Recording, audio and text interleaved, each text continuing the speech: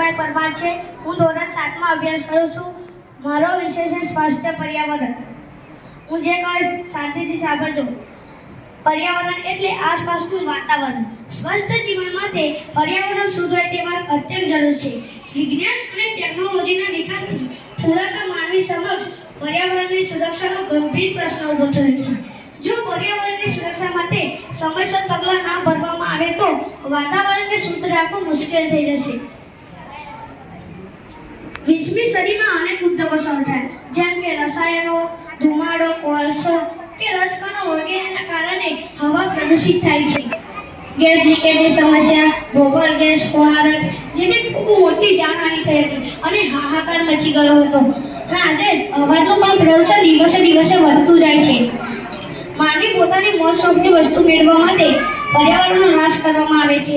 દંતસુરને મેળવવા માટે હાથીનો શિકાર કરવામાં આવે છે, પીછા મેળવવા માટે ઘોડનો શિકાર કરવામાં આવે છે અને મુલાયમ લોહાથી જેવી વસ્તુ મેળવવા માટે સસલાનો શિકાર કરવામાં આવે છે। ઘરનું ફર્નિચર બનાવવા આડેધડ વૃક્ષો કાપવામાં આવે છે।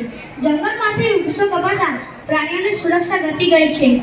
એવું લાગે છે કે મહાભયાનક યુદ્ધોમાંથી પણ માનવીએ કોઈ બોધ લીધો નથી। તેમજ વિશ્વના દેશો પોતાની લશ્કરી તાકાત વધારવાની હોડે લાગી છે।